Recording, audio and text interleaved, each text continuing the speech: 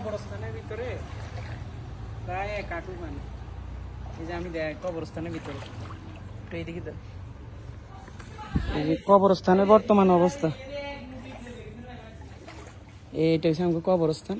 কবরস্থানের ভিতরে সব কবর ডুবে গেছে, আর দাদা গো দাদি গো কিচ্ছু নেই, সব ডুবে গেছে। 1 হাঁটু পানি। এই যে মানে কি পরিমাণ পানি আল্লাহ দিছে কি কম, খারাপ লাগতে আছে। মানে পুরো কবরস্থানটা নামকে সব ডুবে গেছে। এত কষ্ট লাগতে আছে, মানে এগুলা বলে বোঝানোর মতো না।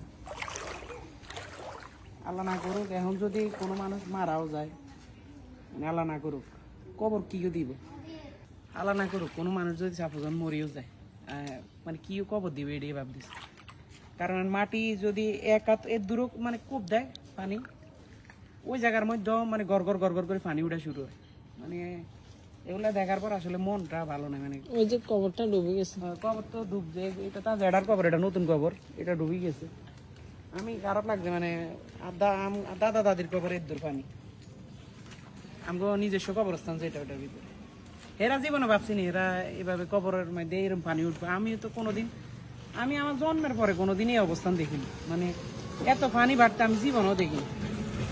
একটা জিনিস কি, মানে আজকে এই জায়গাটা আসার পরে মনে হয়েছে যে আমি এখন এই জায়গায় হাঁটতেছি, একদিন আমিও এরকম মরে যাবো, এই কবরে আমার হতাইব, এবং এরকম আমার কবরও একদিন হয়তো বা পানি উঠবো, আমি নিজেও হয়তো এখন জানি না। এটা আসলে দুনিয়ার মধ্যে আমরা যাই করি, মানে দুনিয়ার মধ্যে অহংকার দেখায় কোনো লাভ নেই। অহংকার হয়েছে দুনিয়াতে, অহংকার দেখায় কি লাভ? এই যে আখেরে মাটির মধ্যে উঠতে হবে, এরকম নাঙ্গ কবরের মধ্যে পানি উঠবে। আমার মানে খুব খারাপ লাগতেছে আজকে, আমার মনটাই ভালো না। আমি মানে আর মানে কলজাটা লাগে ফাটি যেতে আছে যে সব কবর ভাসি গেছে, কবরের মুদ্রারা মানে কেমনে আছে এটা হেরাই জানে আর আল্লাহ জানে। আমার আসলে আমি এটা বুঝাইতে পারতাম না, মনে করি এটার কোনো আমার কাছে ইয়ে নেই, এটার কোনো ডেফিনিশন নেই আমার কাছে। এটা কি কমু, মানে কি রকম সান্ত্বনা দিব? একটা জিনিস আপনার কাছে কই, জীবনে অনেক ভুল ভ্রান্তি করছি, পারলে মাফ করে দিয়েন।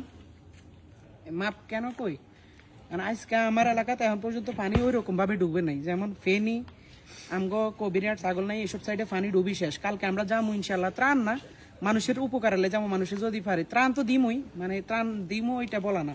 কালকে আমরা যাইতেছি ফেনীর সাইডে, আমগো এই সাইডে এখনো পানি নেই। যদি আল্লাহ না করুক আমগো এই সাইডে পানি আমগো বাসায় লই যায়, হয়তো মরে যাবো। মাফ করে দিন আমগরে, আপনারা যারা ভালো থাকবেন এটাই আমগরে মাফ করে দিন পারলে। আমগো নোয়াখালীবাসী আমরা ভালো নাই, আমরা খুব খারাপ অবস্থানে আছি।